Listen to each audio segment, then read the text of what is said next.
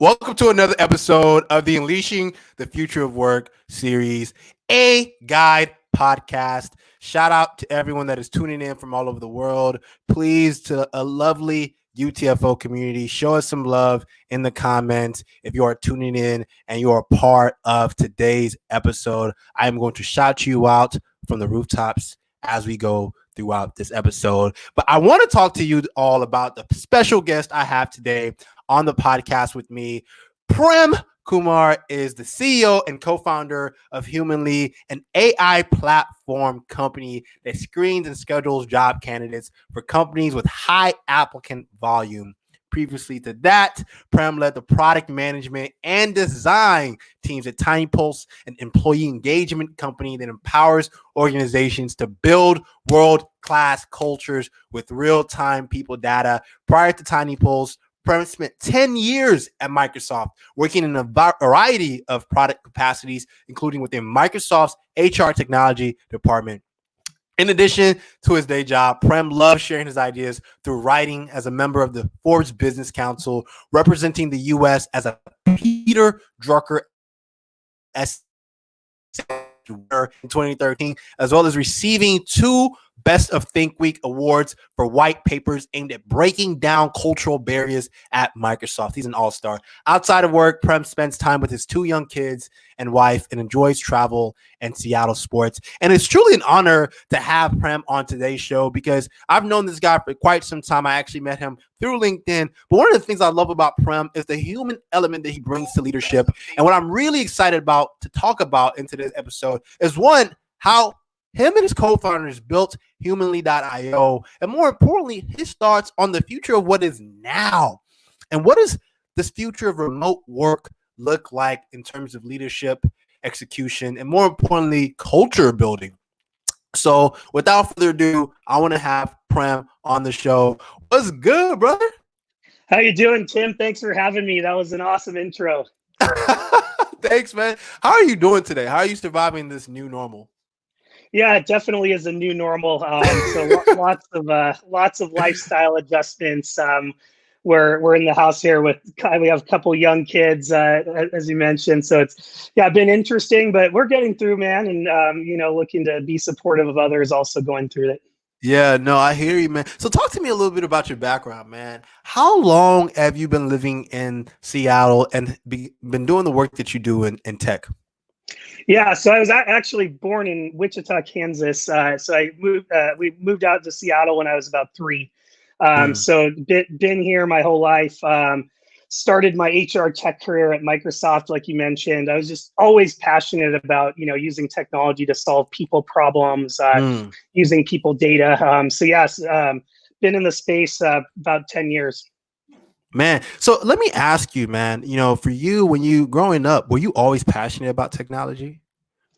I would say it was kind of around like junior high and high school that I started really becoming more and more passionate. And it wasn't just the tech for tech's sake. It's when I saw the power of how it can change people's lives. And so I think it was kind of around that time frame where I saw, hey, this is a great opportunity to really impact the world using the power of technology. So.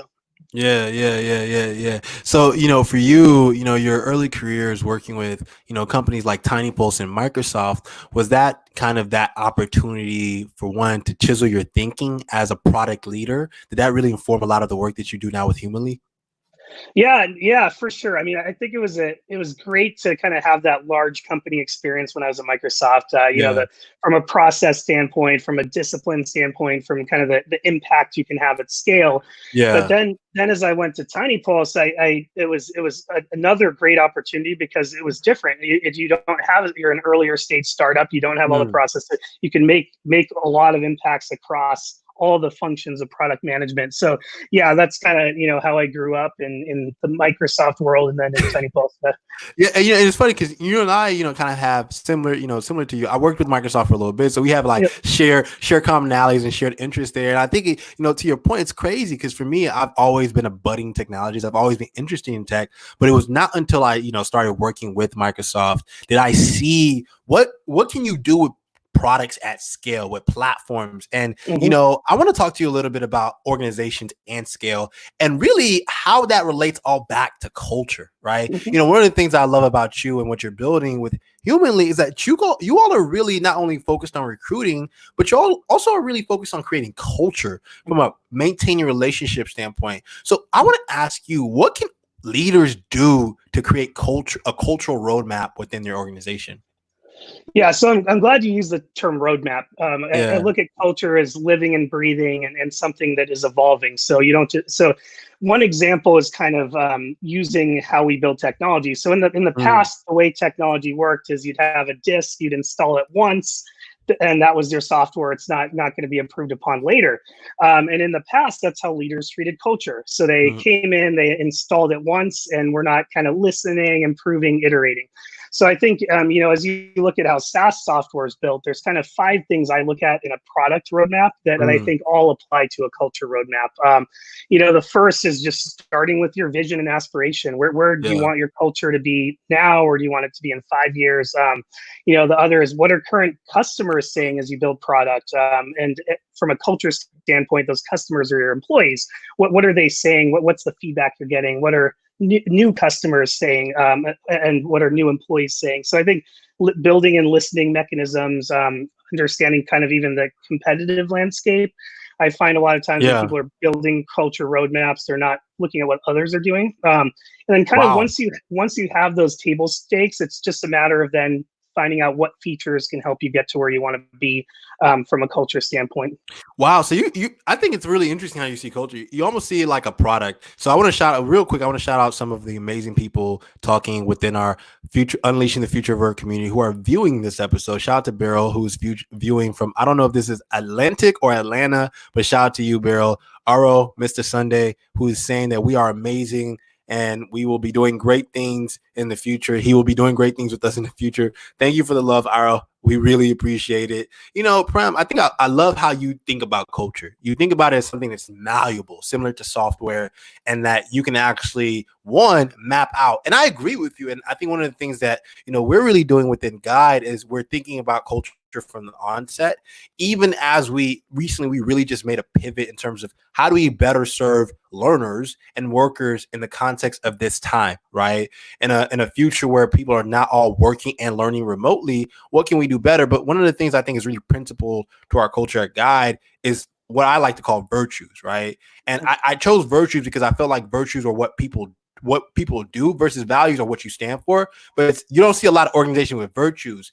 And I want to ask you, when you think about Humanly, right? What are some of the things that are really unique to the culture that you all are trying to create?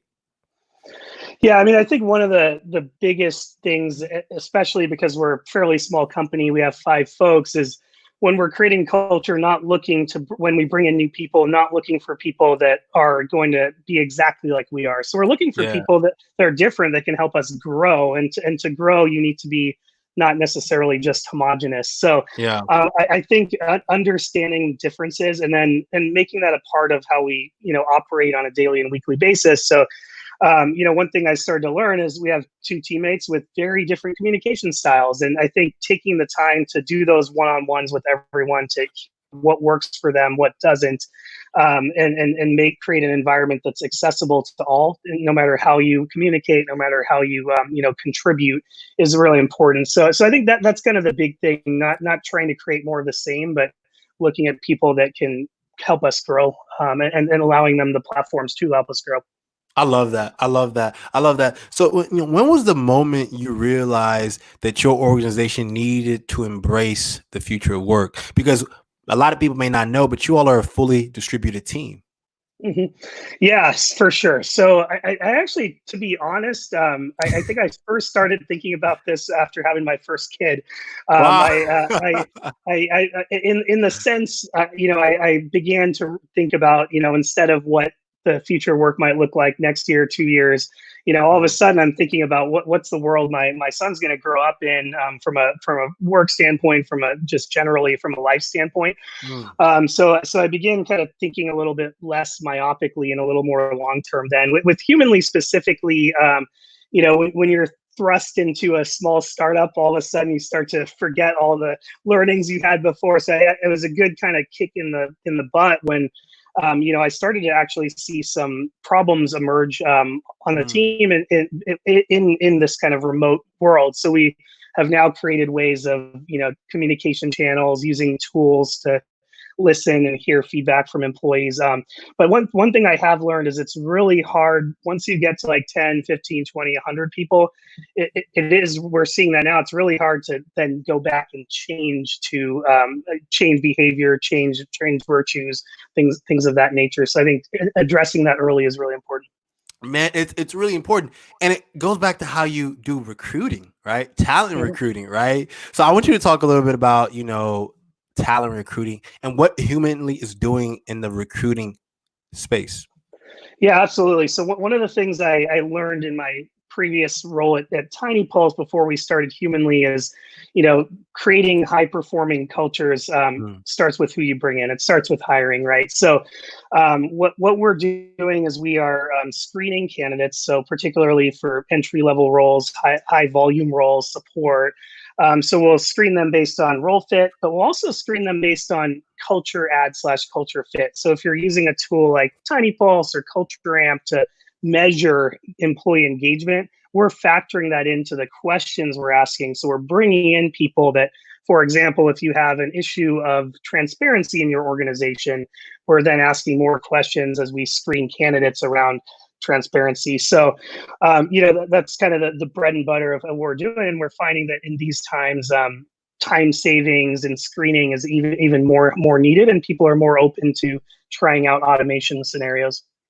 Yeah. No, that's so true. And, we're living in this era of you have to think about how the way you recruit informs your culture. So Sri, my lovely Unleashing the Future of Work guest, is asking, can you please ask Prem how culture is established in distributed teams at a startup level? Talk to me about that, Prem. Yeah, it's a great question, and I've had some examples working in these scenarios at Humanly as well as in the past. I think it all starts with listening. So there's a lot of, and what I mean by listening is there's a lot of tools out there one can use to get a direct channel anonymously or non-anonymously from employees. So, and right now at Humanly, we have one employee in Phoenix, we have a couple in Sacramento, we have one in Vietnam. My previous company was distributed like that too. And I think something as simple as sending out a weekly survey or even an anonymous weekly survey. So I think it starts with having a list. You can only change what you can measure. So it starts with benchmarking it, having the data. And then the next thing I think is which is something we did at Tiny Pulse is addressing all the feedback in front of everyone. So we would do meetings every 2 weeks where leadership would get up and we would have those hard discussions with everyone there in front of everyone so they can kind of be let into our process. So I think to me, like transparency is all about paying people the respect of bringing them along on your journey, and establishing that transparency is a big way of building a culture, especially remotely where you don't see these people all the time in person. So can you, use surveys? Can you, be through, chats just like this and video, talk about the changes you're making from a transparency standpoint? Yeah. So for you, when did you, kind of what the startup journey, right? Because it's not easy building a startup. Both you and I, similar to you, we're both building startups right now. We both know that pivoting is always crazy. Tell me about your startup journey. Tell us about your startup journey. What was that like when you realized, well, there's this opportunity for Humanly, it doesn't exist yet. How do I go get it? How do I go build it? Yeah, no, I think that, I've always kind of felt like an entrepreneur at heart in some ways. So kind of seeking out those problems, asking questions, things like that. And then I also, after again, mentioning my kid again, after having kids, I also realized that, I want to make them proud about what I'm doing. So I want to create an impact. But from a humanly standpoint, really, it was in my previous job at Tiny Pulse, working with all these different mid-market companies and hearing the pain directly from companies around hiring and recruiting. It's pretty insane right now. Only about 20% of people that send a resume in have it viewed by a human. The average recruiter spends about 7 seconds per resume. So they're just looking at a few things.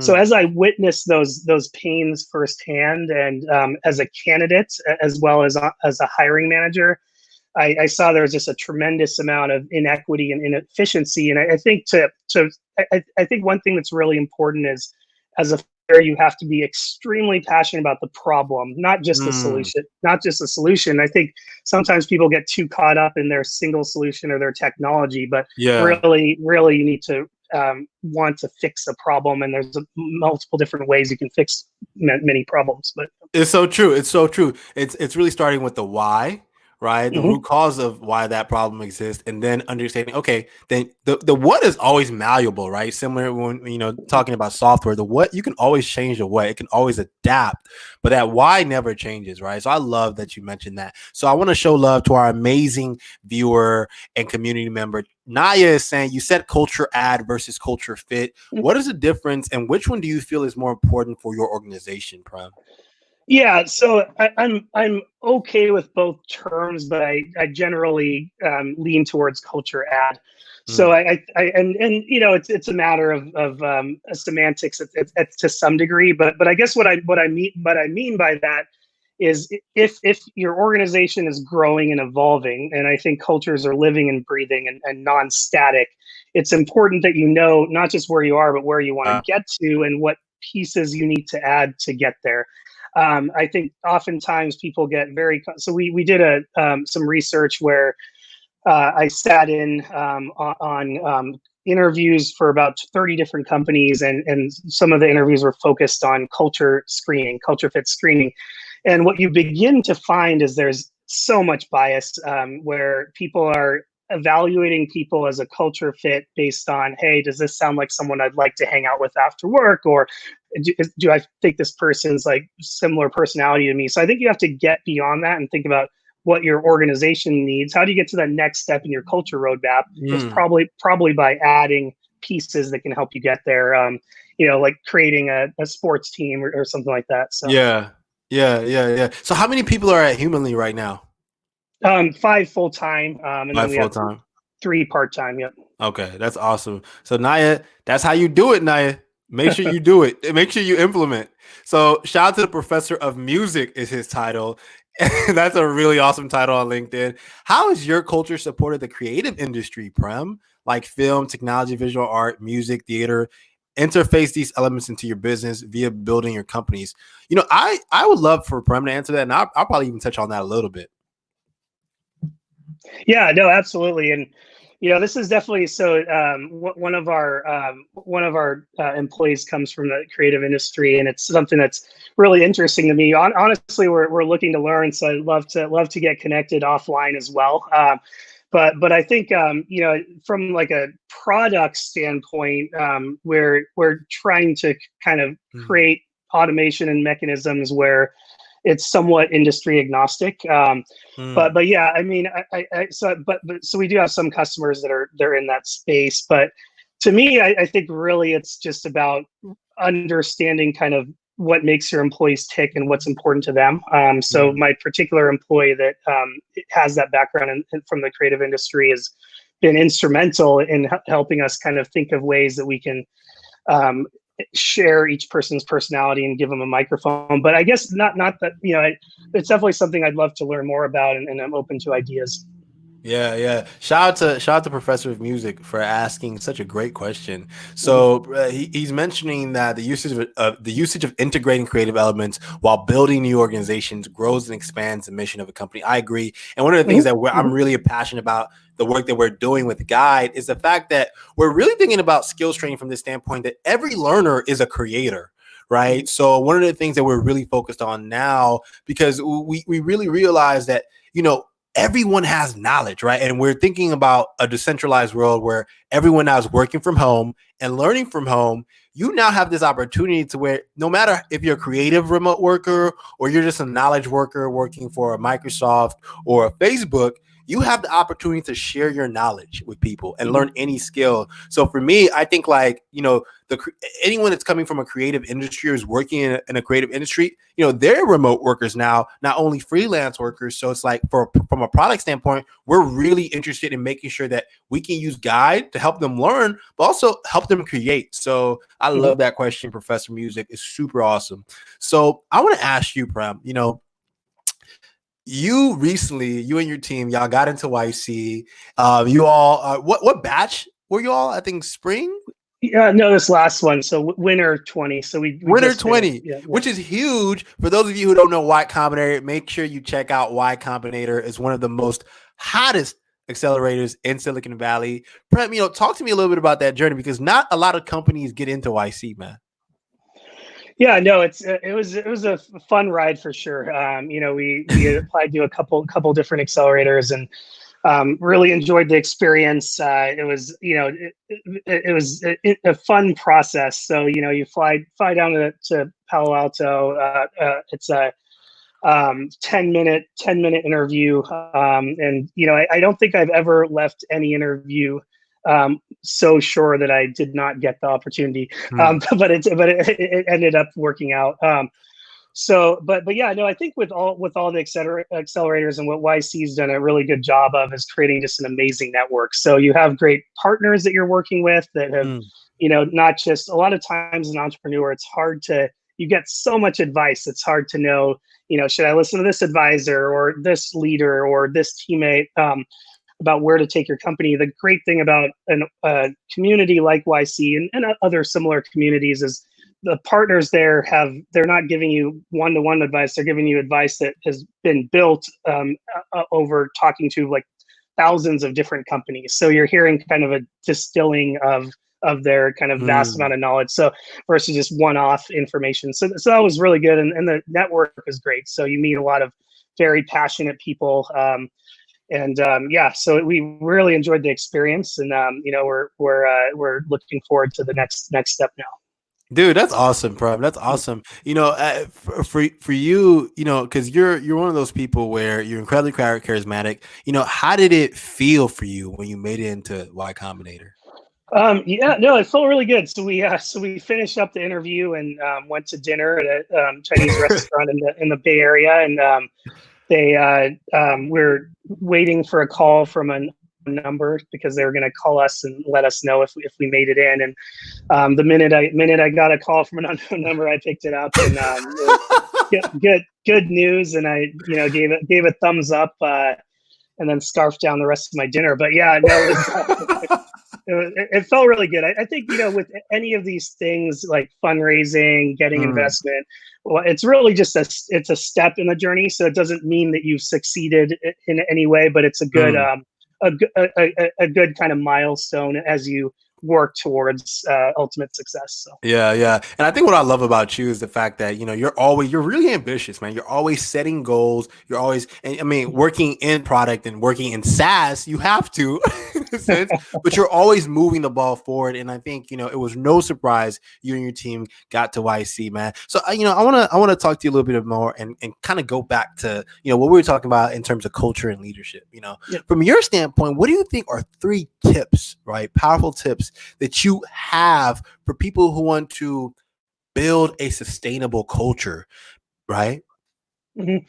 Yeah. So there's a couple of things I'd say. So to distill it to 3, I think, one is really, and going back to the product roadmap, but having a plan. So I think one of the big things is you have to be very mindful about creating a culture, just like building a product. So you have to know what's your vision for that culture. Where do you want it to be in 3 months, 6 months, 1 year, and then what are you going to do to get there? So I think treating it like with a project management hat on is one thing. So having structure, I would say is one thing. The other is just having those listening mechanisms in place. So like I said, and you can't change what you can't measure. So I think using tools to understand the pulse of your employees and where they're at now. And again, it's not just your current employees, but maybe past employees. Why are people Mm. leaving?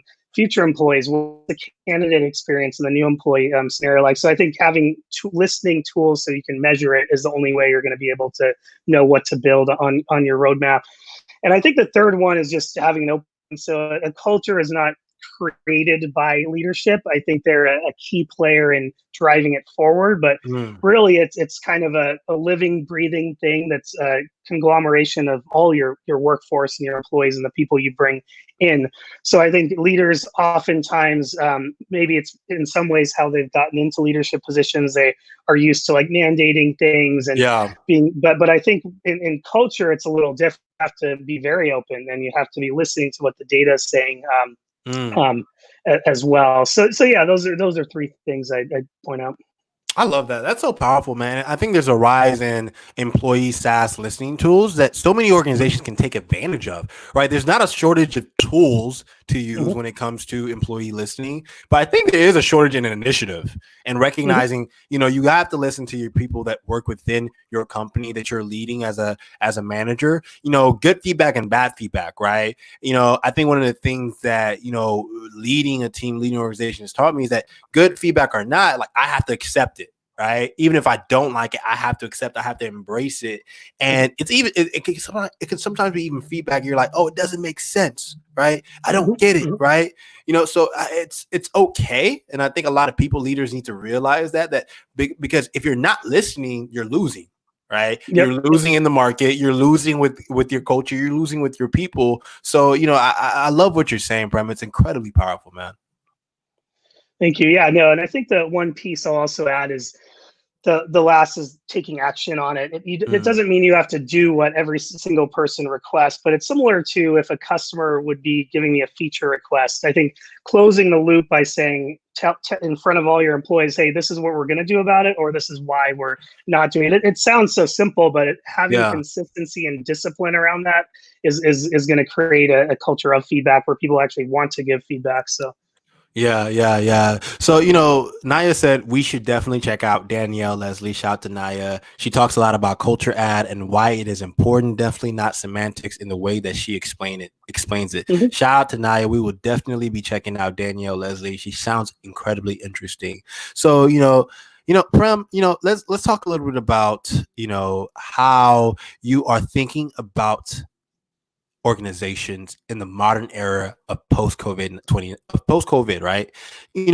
I think you and we've had conversations before this live. Me and Prem are really great buddies, y'all. We've talked about how most organizations assume that they have to lock people up, right?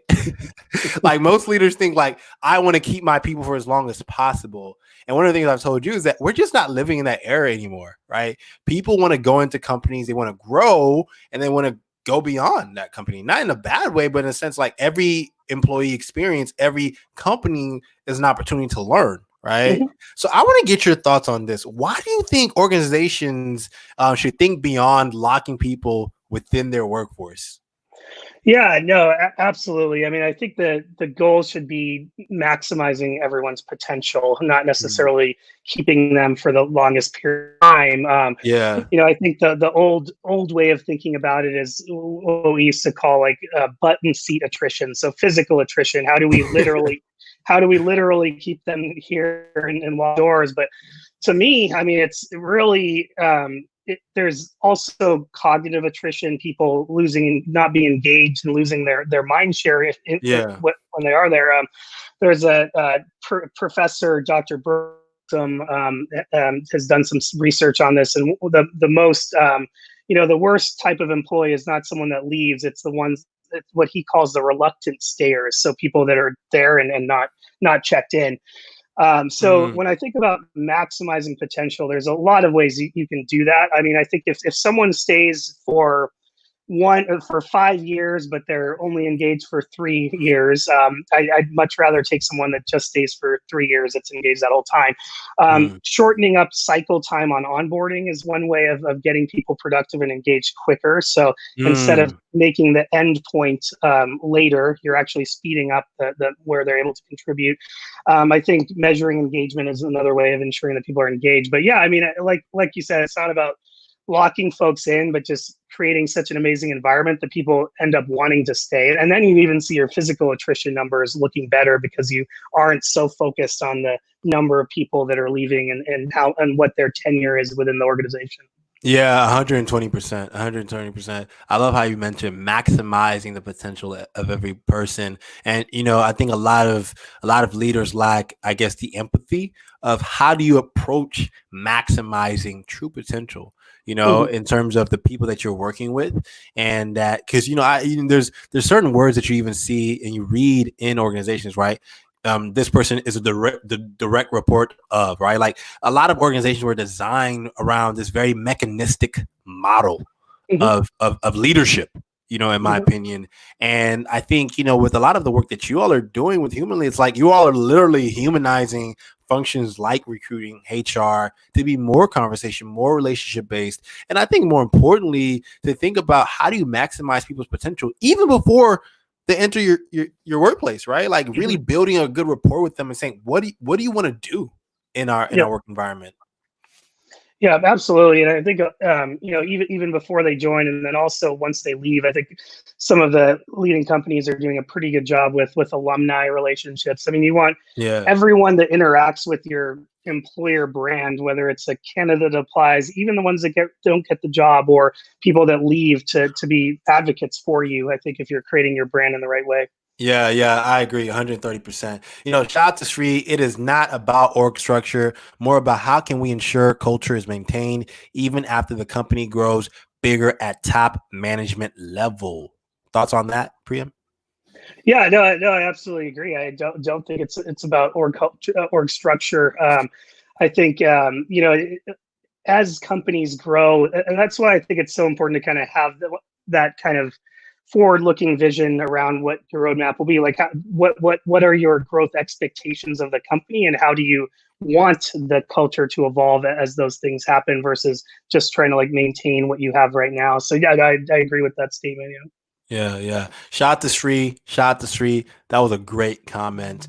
Sri said, once a startup scales medium big, who in the organization is responsible to course correct if culture is sent by the senior management, or bent by okay. I'll reread that. Once a startup scales medium to big, who in the organization is responsible to course correct if culture is bent by the senior management?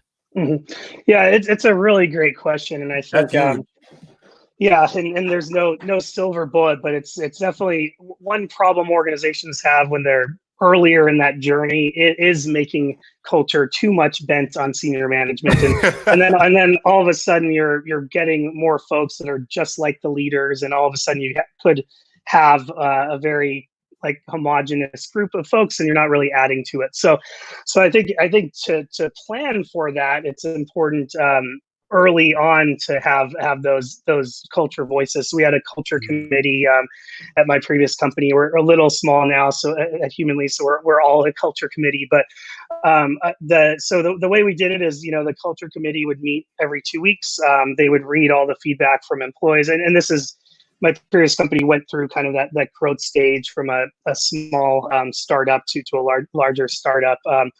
And really empowering that culture committee to the point where leadership had to address everything that the culture committee thought was important as voted by employees, and then respond to the entire company in a bi-weekly meeting about what they're going to do about certain things. And we had some pretty real discussions. I mean, there was a lot of different conversations that people would anonymously bring up, and the culture committee would have leadership address in front of everyone. So I think building those sort of mechanisms when you're still small will kind of help. If you're already in a situation where that maybe hasn't happened, and the culture is really being driven by leadership, it obviously depends on how responsive your leadership is, and good leaders are very, very responsive to this. But maybe suggesting, can we create a nonpartisan group of employees that are part of our culture committee? Yeah, no, I agree 100%, man. I love that. Create that committee. Create that committee, create that culture community, and don't do it when it's too late, man. Do it early, right? And I feel, Prem, one thing that you and I have talked about is that culture is the operating system, right? I love how going back to early, what you were doing is you think about culture as this nimble, malleable thing that one can scale, or if you don't design it correctly, it won't scale, right? And if you're not thinking about how do you continue to improve it, and I want to kind of have you go back to people's careers, especially the people that you lead within your company. But let's even think broader about some of the people in the Unleashing the Future of Work community. How do you think people can kind of create this mindset around continuous improvement when it comes to their careers and their personal development? Yeah, I think it starts like in the interview process. So I Yeah. think good employers and good interviewers will not just ask, can this person have success in doing this job, but can this company have success in empowering this employee to meet their career Mm. goals? So I think asking in the interview, kind of understanding where this person wants to be, and a lot of people do this, but where they want to be in 1 year, 3 year, and then kind of figuring out, is it really, are we going to be able to provide that as a company to this new employee? And then I think, always, servant leadership, and from an individual manager standpoint, continuing that discussion, whether it's an every one-on-one or it's every 3 months, but making an ongoing thing. There's a lot of research out there about like going back to the employees leaving and exiting to maybe in a lot of cases that's to move to the next step in their career. I think having that conversation with your manager. So I've heard Mm. people call it like the 2 year notice instead of the 2 week notice. So they're working with you for whatever your next career ambition is. At my last company, I let them know what I wanted to do in my interview was that I wanted to eventually start my own company, and we kind of made it an Wow. ongoing discussion. It doesn't work. Obviously, you have to have leaders that believe in that. Unfortunately, not all do. Yeah. But it's a good training moment to train managers if they're not supporting in that way. Yeah, no, That's powerful. Sri saying it is not about org structure, more about how can we ensure culture is maintained even after the company grows bigger to at top management level. Shout out to you, Sri. Thank you for tuning in. If y'all have any more questions, feel free to ask. But with that said, Prem, I want to talk with you. What's next for humanly.io? I feel as if this is y'all's moment, especially now with recruiting becoming more challenging for companies, right? They can't do virtual, they can do virtual coffee chats, but they can't do on-site recruiting anymore, on-site interviewing. Now more than ever, the world needs humanly. So what's next for you and the team? Yeah, no, it's definitely, it's a tough time from a public health standpoint. So I think Yeah, that's the most important thing. But from a business standpoint, yeah, there definitely is an opportunity to be part of the new normal, and I yeah, feel that people are much more open to trying out different kinds of automation now, and then yeah. seeing themselves when they use us, the amount of time they're saving, the breadth of additions they're bringing into their organization. So as far as what's next, yeah, our goal is just to keep growing, to keep working with some great new organizations, and also to help in this situation. So we're building a little bot technology right now with the help of some leading doctors that will allow Mm. you to assess COVID-19 symptoms and things like that, because our technology, the same way we screen candidates, can be used for screening other sorts of things. So I think being part of the solution at a small scale, I know we're not going to solve all the problems together, but or by ourselves. Yeah, and from a business standpoint, yeah, man, we're growing, and we're excited to continue to get more customer traction, and we're Mm. doubling down on industries like healthcare that can really use help in hiring right now. So Yeah, yeah. No, dude. You all are focusing on the right industries. And I think it's funny because I think it's you adapting to the current of the market with great product leaders and great abundant driven, abundant minded leaders do, especially in the time like this. So shout out to you and the Humanly team. With that said, y'all, thank y'all so much for tuning in to another episode of the Unleashing the Future of Work, a Guide podcast. Guide is the awesome distance learning, skills training, bite-sized skills training solution for all of your teams, but more importantly, for anyone that wants to learn anything on demand. So check out Guide. We are excited about the future of now, as I like to call it. And more importantly, I want to thank Prem for coming on the UTFOW live online podcast. And really quickly, in case you don't know, me and my really good friend who works at Amazon, John Marty, we're actually launching a course called breakintobigtech.com. Check out Break Into Big Tech, the course, breakintobigtech.com. It's on your screen. And more importantly, check out the work that my homie Prem is doing at humanly.io. It's amazing. He's a great leader. And follow him on LinkedIn. Is there anywhere else that people can follow you, Prem? Yeah, I'm on Twitter as well. It's just my first name, last name, tweets. So Prem Kumar tweets. Shout out to Prem.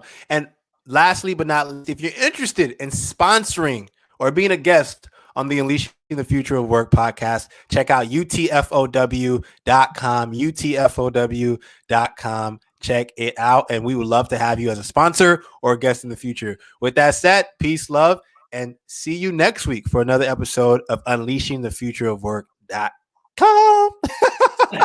Talk soon. Oh,